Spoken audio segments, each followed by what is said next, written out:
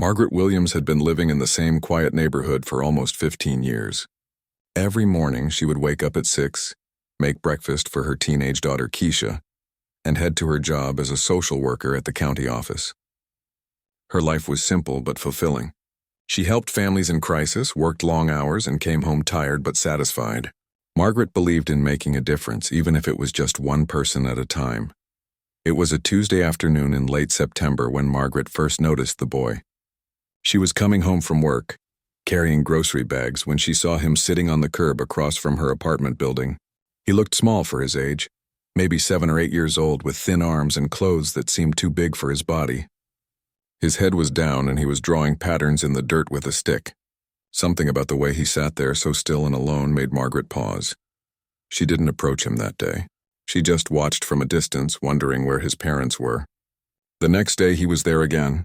Same spot, same position, like he was waiting for something or someone. Margaret noticed his shirt had stains on it, and his shoes were worn out with holes in the sides. This time she almost walked over to him, but a neighbor called her name and distracted her. By the time she looked back, the boy was gone. Days turned into weeks, and Margaret saw him almost every afternoon. He became part of the landscape of her routine. She would drive past him on her way home, and there he would be, always alone, always quiet. Sometimes he would have a backpack next to him, suggesting he came straight from school. Other times he had nothing at all.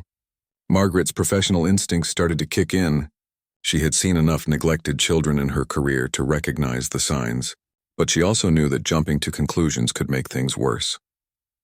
One evening, Margaret came home later than usual. It had been raining all day, one of those heavy autumn rains that soaked through everything. The streets were empty and the sky was dark gray. As she pulled into her parking spot, she noticed a small figure huddled under the building's entrance awning. Her heart sank. It was the boy, sitting with his knees pulled up to his chest, shivering in the cold. His clothes were drenched and his hair was plastered to his forehead. Margaret grabbed her umbrella and walked over to him. As she got closer, she could see him more clearly. He couldn't have been more than 8 years old. His face was pale and his lips had a slight blue tint from the cold. When he heard her footsteps, he looked up with wide, frightened eyes like a deer caught in headlights. Margaret's heart broke right there. She knelt down slowly, keeping her distance so she wouldn't scare him. Her voice was soft and gentle.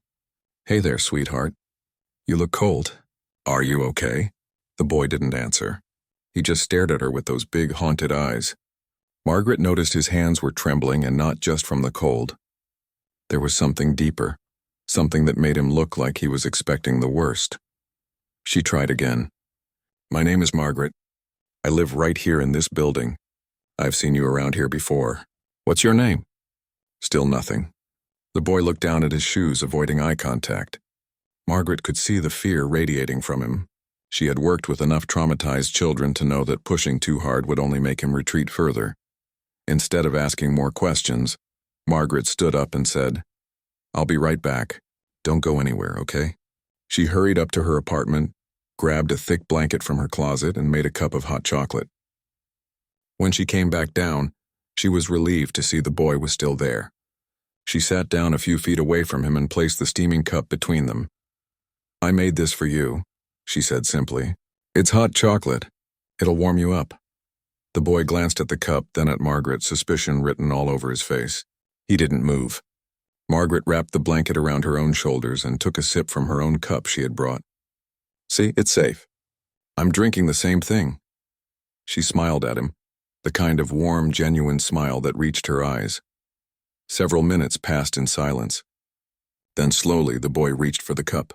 His hands were shaking so badly that hot chocolate sloshed over the rim. He took a small sip, then another. Margaret watched as some color returned to his cheeks. She didn't say anything, just sat there with him in comfortable silence, sharing the shelter of the awning while rain poured down around them. After finishing half the cup, the boy finally spoke. His voice was barely above a whisper. "My name is Daniel." Margaret felt a small victory in her chest. "That's a beautiful name," she said. "Daniel, do your parents know where you are?" His whole body tensed at the question. His eyes filled with tears, but he blinked them away quickly like he had learned not to cry. "My mom's at work," he mumbled.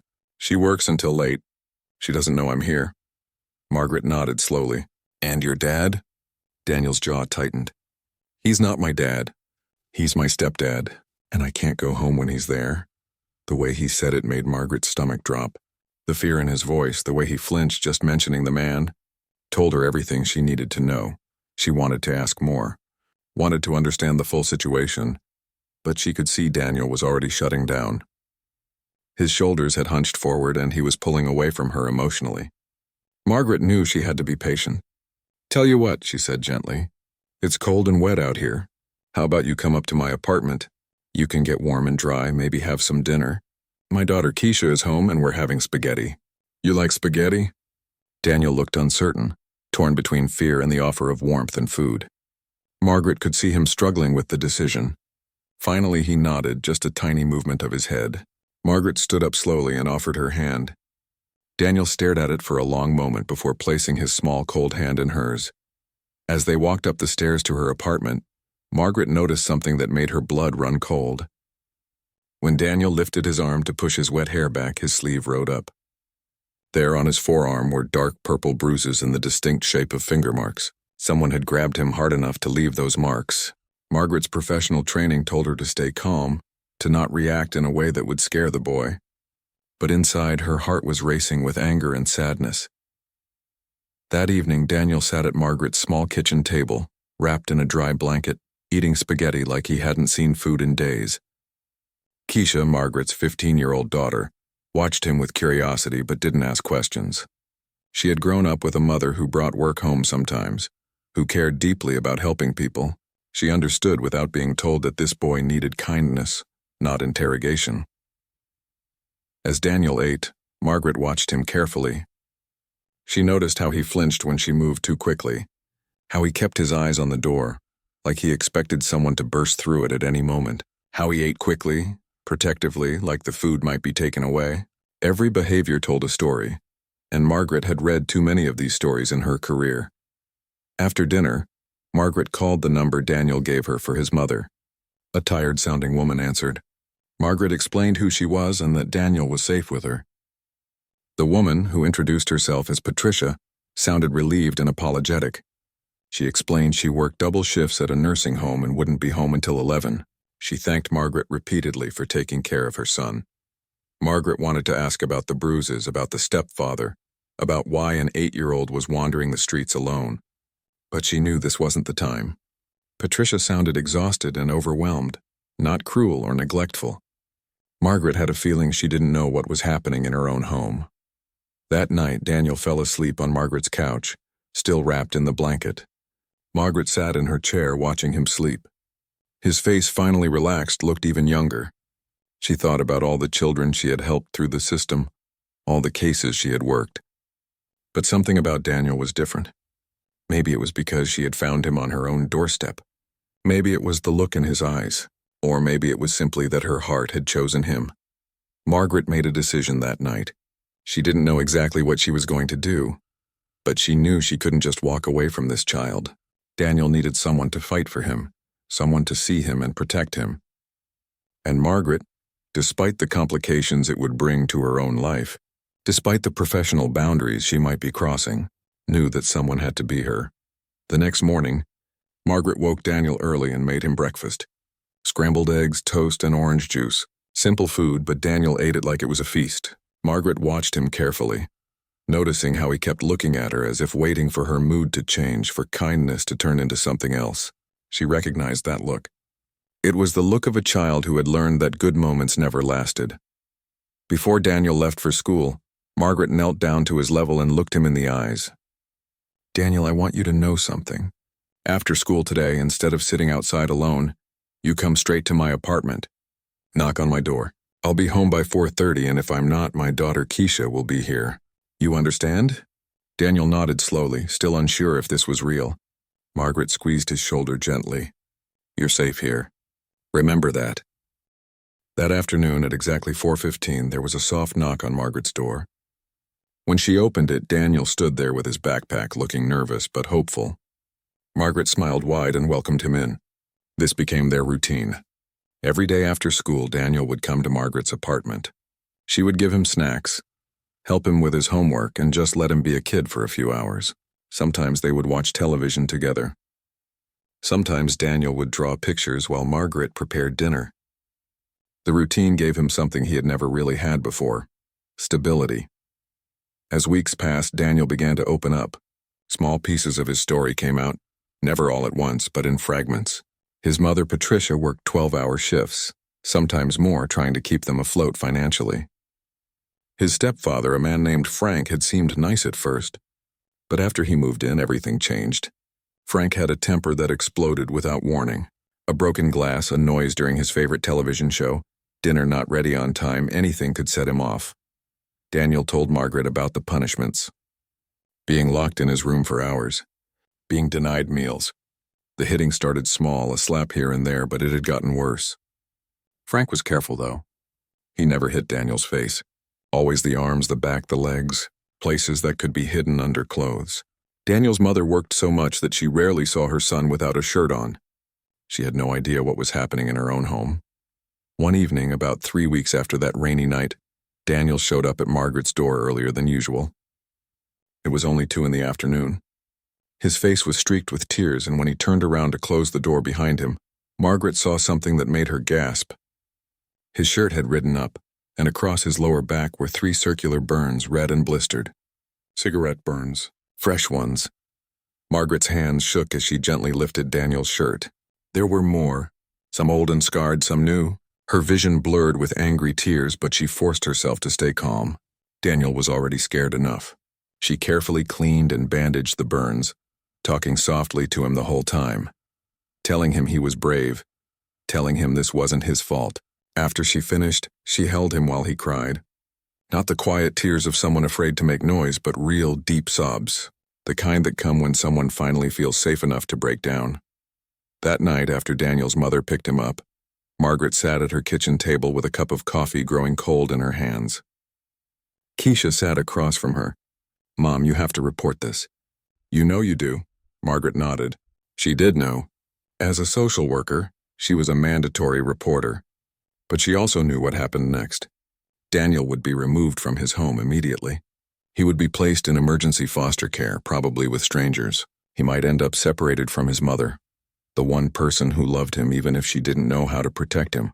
The system, despite everyone's best intentions, was broken and overwhelmed. Margaret had seen too many children lost in that system.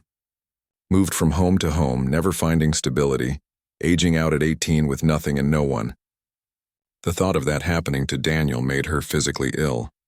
"What if," Margaret said slowly, looking at her daughter, "what if I became his foster parent?" Keisha's eyes widened. "Mom, we barely have enough room as it is.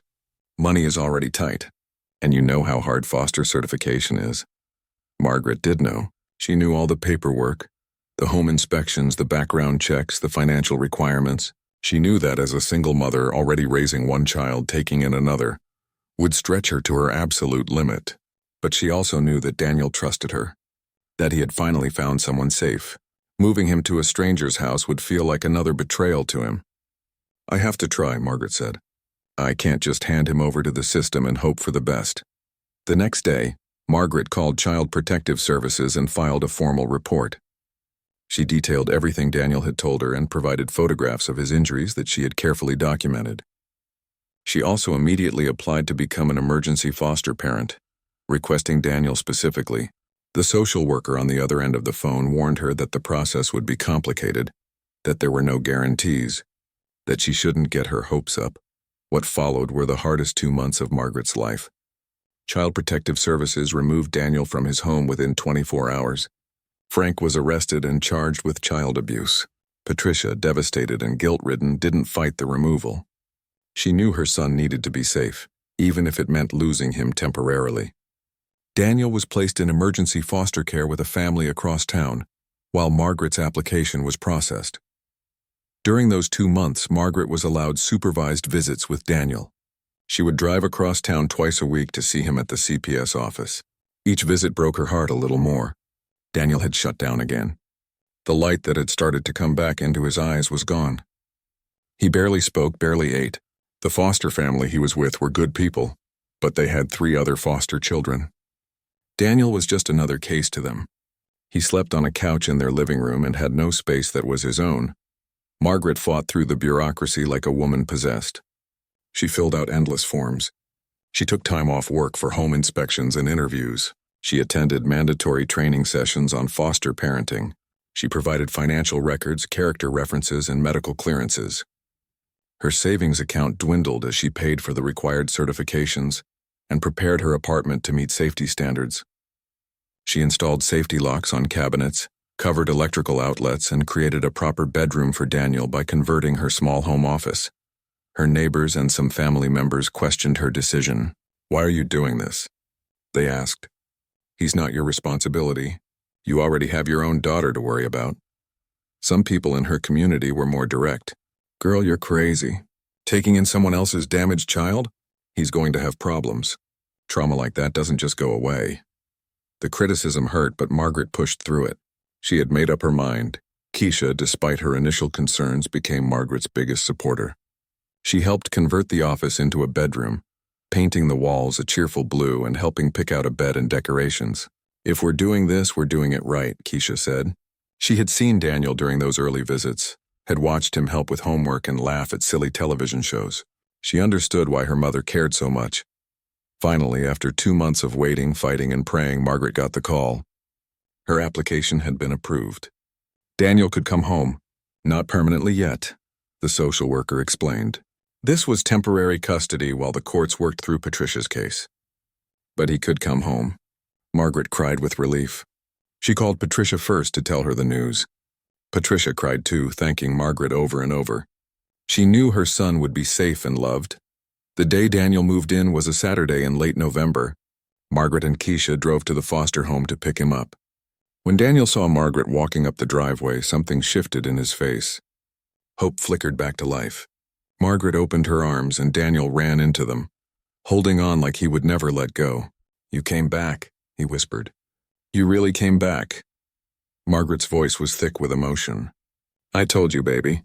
You're safe with me. Always." They drove back to the apartment, and when Margaret opened the door to Daniel's new room, he stood in the doorway, stunned. The walls were painted his favorite color. There was a bed with a warm comforter, a desk for homework, shelves for books and toys. Keisha had even put up posters of superheroes on the walls.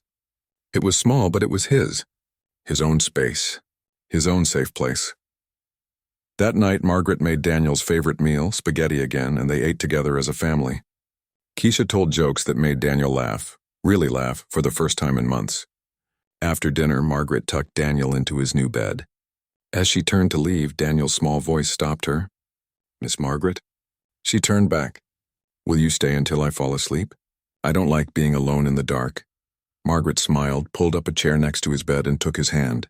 "I'll stay as long as you need me to." As Daniel drifted off to sleep, Margaret looked at the small boy who had somehow become hers. She thought about the sacrifices ahead, the financial strain, the emotional challenges. She thought about the criticism from people who didn't understand. But then she looked at Daniel's peaceful face, finally relaxed in sleep, and knew with absolute certainty that she had made the right choice. Some things in life were worth fighting for. Some children were worth everything you could give, and Daniel was one of them. The first few months with Daniel were harder than Margaret had anticipated. The physical bruises healed, but the emotional scars ran deep. Daniel had nightmares almost every night. He would wake up screaming, disoriented and terrified. Margaret would rush into his room, turn on the lights, and hold him until the shaking stopped. Sometimes it took hours before he could fall back asleep. During the day, Daniel was jumpy and anxious. Loud noises made him freeze in place. If someone raised their voice, even in laughter, he would flinch and duck his head. He hoarded food in his room, hiding crackers and fruit under his bed, terrified that meals might be taken away. Margaret never scolded him for this. Instead, she gently reassured him that there would always be food, that he never had to worry about going hungry again. Margaret took Daniel to therapy twice a week. At first, he refused to talk to the therapist, a kind woman named Dr. Chen. He would sit in the chair, arms crossed, staring at the floor in stubborn silence. But Dr. Chen was patient. She gave Daniel coloring books and art supplies, let him draw instead of talk. Slowly, over weeks and months, Daniel began to express through his artwork what he couldn't say with words. His drawings were dark at first, filled with shadows and scary figures. But gradually, bits of color started appearing. A yellow sun, a blue house, stick figures holding hands. Margaret attended every therapy session, learning how to help Daniel heal. Dr. Chen taught her about trauma responses, about triggers, about the long road ahead. Healing isn't linear, Dr. Chen explained. There will be good days and bad days, progress and setbacks. What matters most is consistency. Daniel needs to know that no matter what, you're not going anywhere. And Margaret wasn't going anywhere. She rearranged her work schedule to be home when Daniel got out of school. She turned down overtime opportunities. Even though money was tight, she made sure she was at every parent-teacher conference, every school event, every moment that mattered. Daniel's teacher, Mrs. Rodriguez, noticed the changes in him. "Whatever you're doing, keep doing it," she told Margaret. "Daniel is like a different child. He's participating in class now, making friends. Last week he actually smiled during recess." Those small victories meant everything to Margaret. The first time Daniel laughed at one of Keisha's jokes without that guarded, uncertain look. The first time he asked for seconds at dinner without fear. The first morning he woke up and didn't immediately check to make sure Margaret was still there. Each moment was proof that love and safety could heal even the deepest wounds. Keisha surprised everyone with how naturally she took to being a big sister. She helped Daniel with his reading, played video games with him, and defended him fiercely at school when kids asked nosy questions about why he lived with them. One afternoon, Margaret overheard them talking in Daniel's room. "Do you think of Miss Margaret as your mom?" Keisha asked. There was a long pause. Then Daniel's quiet voice, "Is it okay if I do?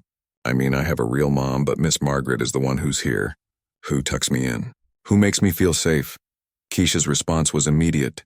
"Of course it's okay. And that makes me your real sister then, right?" Daniel's delighted "Really?" made Margaret's eyes fill with tears. Life settled into a new rhythm. Margaret stretched every dollar to cover 3 people instead of 2. She shopped at thrift stores, clipped coupons, and took on occasional freelance consulting work on weekends. Her savings account was nearly empty, but her home was full of something more valuable than money. It was full of laughter, of healing, of family. Then, just as things seemed to be stabilizing, everything changed. It was a Tuesday afternoon, almost 3 years after Daniel had first come to live with them. Daniel was now 11 years old, doing well in school, and had even joined the school art club. Margaret had just picked him up from practice when her phone rang. It was Patricia, Daniel's biological mother. Patricia's voice was different, stronger, more present. She explained that she had left Frank 2 years ago, right after his arrest. She had been attending therapy, working on herself, understanding how she had failed to protect her son. She had a stable job now as a nursing supervisor. She had her own apartment, and she wanted her son back. She was filing for reunification. Margaret's world tilted. She sat down heavily on the couch, trying to keep her voice steady. "Patricia, I understand. I really do. But Daniel is doing so well here. He's stable, he's happy, he's healing. Moving him now." Patricia's voice was firm but emotional. "He's my son, Margaret. I made mistakes, terrible mistakes. But I've changed. I've done everything the court asked. I've completed parenting classes, stayed in therapy, maintained stable employment and housing. I deserve a chance to be his mother again." Legally, Patricia was right. She had fulfilled all the requirements for reunification. The whole point of the foster system was to reunite children with their biological parents when it was safe to do so. Margaret knew this. She had advocated for this very thing countless times in her professional life. But this wasn't a case file. This was Daniel. This was her boy. That evening, Margaret sat Daniel down and tried to explain what was happening. His face went pale. "No," he said, shaking his head. "No, I don't want to go. This is my home. You're my family." Margaret's heart shattered into pieces. She pulled him close. "Baby, I know this is scary, but your mom loves you. She's been working really hard to make a safe home for you. The court thinks it's time for you two to be together again." Daniel pulled away, anger flashing in his eyes for the first time since Margaret had known him. "You're giving up on me, just like everyone else." He ran to his room and slammed the door. Margaret sat there, tears streaming down her face. Keisha came and sat beside her, putting her head on her mother's shoulder. Neither of them knew what to say. The court hearing was scheduled for 3 weeks later. Margaret hired a lawyer with money she didn't have, but the lawyer was honest with her. "Unless you can prove Patricia is unfit, which by all accounts she isn't, the court will rule in favor of reunification. Biology matters in these cases." "I'm sorry." Margaret attended the hearing with Daniel. Patricia was there too, looking nervous but determined. The judge reviewed all the evidence. Patricia's clean record over the past 2 years, her stable employment, her therapy progress reports, letters of recommendation from her employer and therapist. Then the judge turned to Daniel.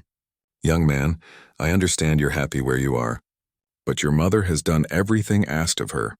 She deserves a chance to be your parent again. Sometimes the right thing doesn't feel good at first, but it's still right." Daniel testified, his voice shaking but clear.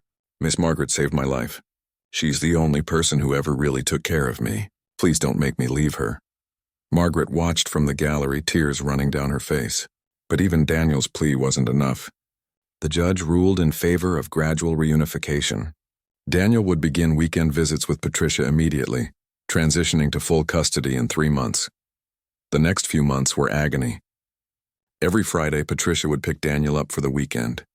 Every Sunday, he would come back to Margaret quieter and more withdrawn. He stopped talking as much. His nightmares came back. He started hoarding food again. Margaret tried to stay positive, tried to help him adjust, but watching him regress broke her heart daily. The final day came too quickly. Patricia arrived with a borrowed truck to collect Daniel's belongings. Margaret had packed everything carefully, including all his artwork, his favorite books, his stuffed bear that he slept with every night. Daniel moved through the apartment like a ghost, not really seeing anything. Keisha hugged him tight, crying openly. "You're still my brother," she told him. "That doesn't change." Before Daniel left, Margaret gave him a small journal with a leather cover. Inside the front page, she had written her phone number and address. "No matter where you go, no matter what happens, you can always reach me. You will always have a home here, always. Do you understand?" Daniel nodded, clutching the journal to his chest. "I love you, Miss Margaret." His voice broke on the words. Margaret knelt down and cupped his face in her hands. "I love you too, baby, so much. And I'm so proud of you. You're the bravest person I know." She watched from the window as Patricia's truck pulled away. Daniel's small face pressed against the glass, watching her until the truck turned the corner and disappeared. Margaret stood there for a long time, even after the truck was gone. Finally, she walked into Daniel's empty room. The blue walls seemed too bright now. The bed too neat, the shelves too bare. She sat on the edge of the bed and let herself fall apart completely. That night, Margaret lay awake wondering if she had made any difference at all. Daniel was gone, back into a situation that might be better, might be stable, but might not be. She had given 3 years of her life, emptied her savings, poured her heart into this child. And for what? To have him torn away. She thought about his face in the truck window, the fear and sadness in his eyes. She questioned everything. Had she fought hard enough? Should she have done more? The questions haunted her as darkness filled the room. In his new bedroom across town, Daniel lay awake too, clutching the journal Margaret had given him. He opened it to the first page and traced her handwriting with his finger. Her phone number, her address, her promise. "You will always have a home here, always." He closed his eyes and tried to believe it, tried to hold on to the memory of safety, of family, of the 3 years when someone had loved him unconditionally. He didn't know if he would ever see Margaret again, but he knew one thing for certain. She had changed him, and that change was permanent. Daniel tried calling Margaret's number 3 times in the first week. Each time the phone rang and rang with no answer. He didn't know that Patricia had moved them 2 hours away to a different city for her new supervisor position. He didn't know that Margaret's old landline had been disconnected after she finally switched to a cell phone to save money. All Daniel knew was that the one lifeline he had been given wasn't working. After the 3rd failed attempt, he stopped trying. The rejection, even though it wasn't real, felt like another abandonment. Life with Patricia was complicated. She genuinely tried to be a good mother. She made his meals, helped with homework, and kept the apartment clean and safe. There was no violence, no screaming, no fear of being hurt, but there was also a distance between them that hadn't existed before. 3 years was a long time in a child's life. Patricia felt like a stranger trying too hard. Daniel felt like a guest in someone else's home, always careful, always polite, but never truly comfortable. Patricia's work schedule was demanding. She left early in the morning and often came home late in the evening. Daniel would get himself ready for school, ride the bus alone, and spend afternoons by himself in the apartment until she returned. The loneliness was crushing. He missed Margaret's presence when he got home from school. He missed Keisha's terrible jokes and the way she would help him with math homework. He missed family dinners and movie nights. He missed feeling like he belonged somewhere. School became Daniel's escape. He threw himself into his classes, especially art. Drawing had always been his way of processing emotions he couldn't speak out loud. His art teacher, Mr. Patel, noticed his talent and encouraged him to enter school competitions. Daniel won third place in a district-wide art show with a piece he called Home. It was a painting of a small apartment with warm, yellow light pouring from the windows. If you looked closely, you could see 3 figures inside sitting around a table. Mr. Patel asked him about it once. "Is this your home?" Daniel had looked at the painting for a long time before answering.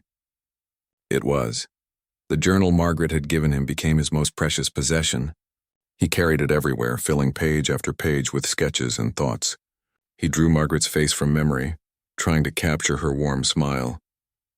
He drew Keisha making funny faces. He drew the blue bedroom that had been his sanctuary.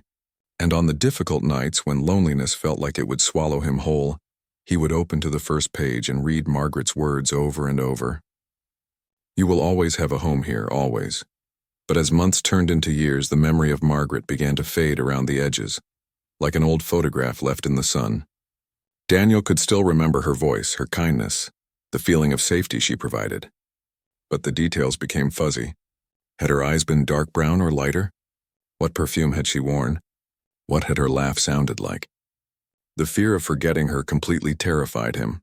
When Daniel was 13, Patricia's life unraveled again. She started coming home later and later, sometimes smelling like alcohol. She missed work occasionally. Her temper, never violent like Frank's had been, became short and unpredictable. Daniel learned to stay quiet, to make himself small, to not cause problems.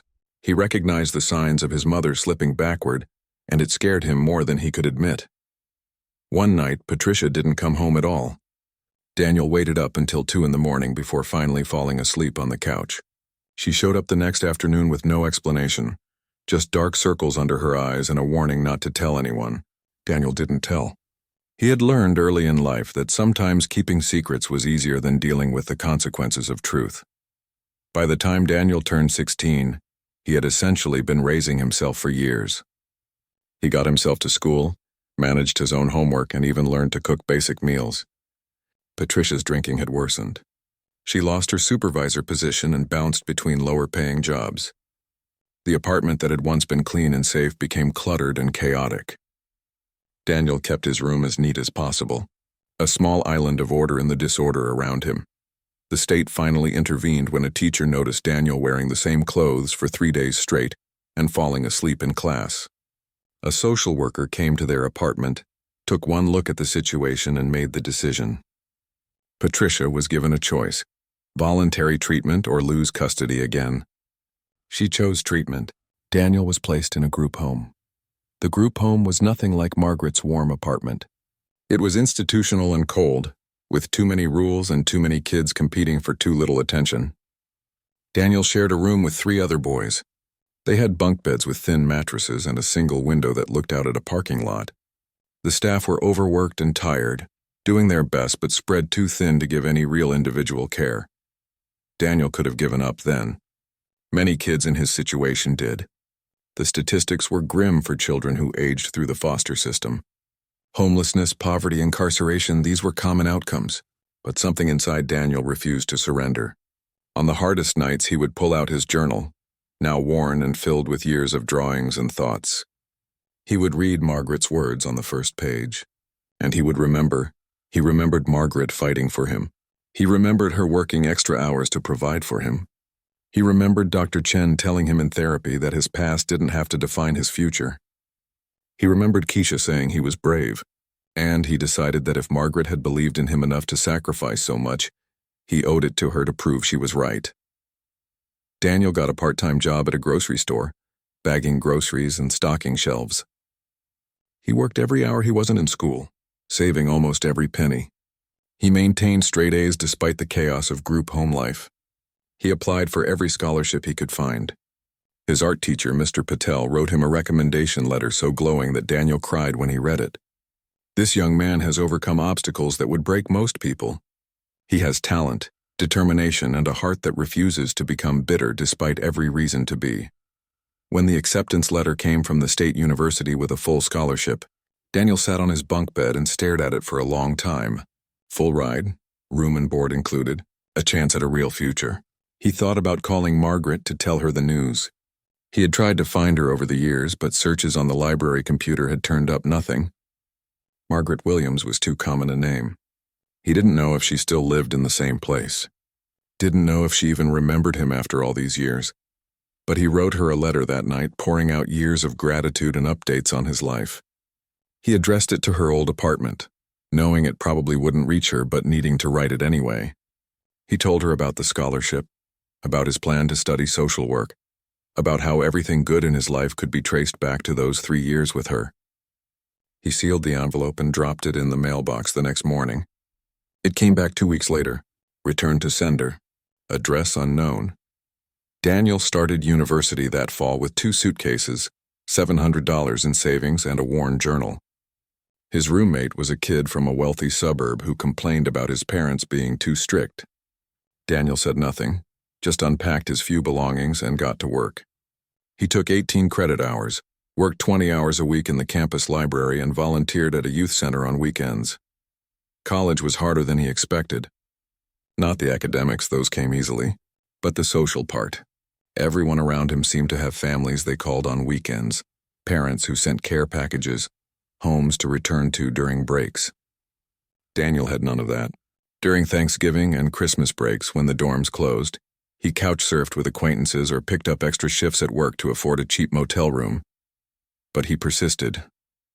He joined the social work program in his sophomore year and discovered his calling. In his classes, when they talked about trauma-informed care, about the impact of stability on child development, about the importance of one caring adult in a child's life, Daniel saw his own story reflected back. He understood these concepts not just intellectually, but in his bones. He had lived them. His professors noticed his unique perspective. One of them, Dr. Bennett, pulled him aside after class one day. "You have something most social workers take years to develop, true empathy born from experience. Whatever you've been through, it's given you a gift. Don't waste it." Daniel didn't waste it. He excelled in his field placements, working with foster children, and watching himself in their scared eyes and defensive postures. During his junior year, Daniel started dating a woman named Rachel from his research methods class. She was kind and patient, never pushing when he got quiet about his past. Their first real fight came when she wanted him to meet her parents. "I don't understand why you're so nervous," she said. "They're going to love you." How could he explain that meeting parents terrified him? That he had no frame of reference for normal family dynamics? That he was afraid her parents would take one look at him and see all his damage? But he went. Rachel's parents were warm and welcoming, and their house was everything Daniel had dreamed homes could be.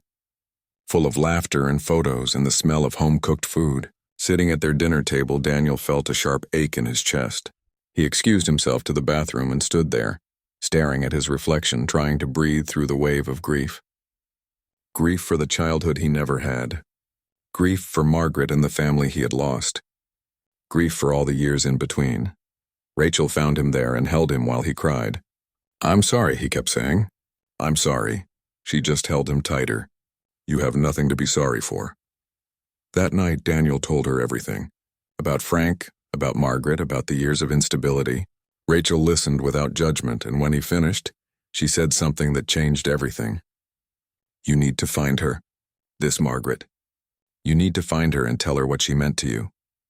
Daniel had thought about finding Margaret countless times over the years. But fear always stopped him. Fear that she had forgotten him. Fear that seeing him would be an unwelcome reminder of a difficult time in her life. Fear that the woman who had saved him wouldn't want to be found. But Rachel's words planted a seed. What if Margaret wondered about him too? What if she wanted to know that her sacrifice had mattered? What if she needed to know that he was okay? That night, Daniel opened his journal to a fresh page and began making a plan.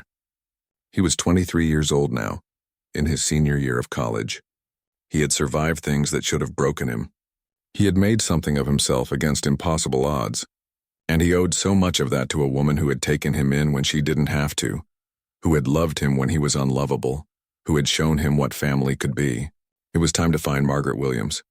It was time to say thank you. It was time to show her that her 3 years hadn't been wasted. That the boy she had saved had grown into a man who wanted to save others. It was time to go home. Finding Margaret turned out to be much harder than Daniel expected. He started with internet searches, but there were hundreds of Margaret Williams in the state alone. He tried social media, scrolling through profile after profile, but none of the faces matched the woman from his memory. He contacted the county social services office where she had worked, but they cited privacy policies and couldn't give him any information. Daniel spent his Christmas break that year making phone calls. He called every Margaret Williams listed in the phone book for the county where he had lived with her. Most numbers were disconnected. A few were answered by women who had never heard of him. One elderly Margaret listened to his story and cried, saying she wished she had been the one to help him, but she wasn't. After 3 weeks of dead ends, Daniel almost gave up. Then he remembered Keisha. Margaret's daughter would be in her 30s now. He searched for her instead, using the yearbook from the local high school library's online archives. There she was, Keisha Williams, 2 years before he had come to live with them. With her full name and graduation year, he found her on social media within an hour. His hands shook as he typed out a message. "Hi, Keisha. You probably don't remember me. My name is Daniel. I lived with you and your mom when I was 8 years old. I've been trying to find Margaret to thank her for everything she did for me. If you get this message and are willing to help, please let me know." He hit send and waited. 1 day passed. Then 2, then a week. Daniel checked his messages obsessively, hope fading with each empty notification.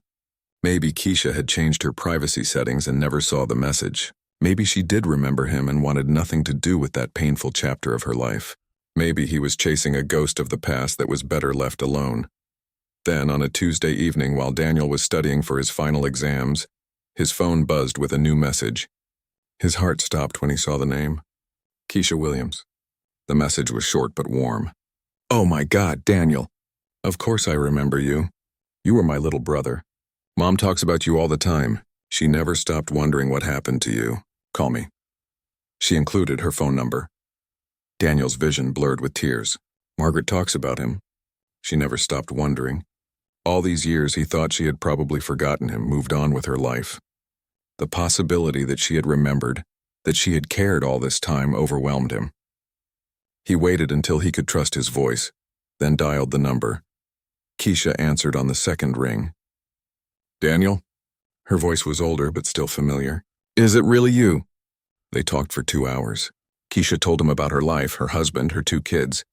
She told him about Margaret, who was now 68 years old and had retired from social work 5 years ago. She told him Margaret had kept his room exactly as it was for almost a year after he left, hoping he might come back. That she had tried to get updates on him through her contacts at social services, but was always told privacy laws prevented them from sharing information. "She never remarried," Keisha said quietly.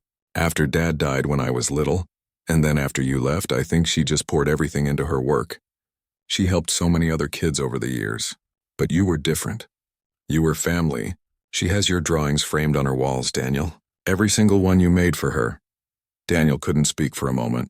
Finally, he managed to ask, "Does she still live in the same place?" Keisha hesitated. "She does, actually. Same apartment building." "Can you believe that?" "She always said she stayed because she wanted to be there in case you ever came looking for her. Daniel, I think you should visit her. Soon. She's not sick or anything, but she's getting older. And I think she needs to see you as much as you need to see her." They made a plan. Keisha would visit her mother that weekend and casually mention that she had heard from an old friend. She would prepare Margaret, make sure the surprise wouldn't be too much of a shock.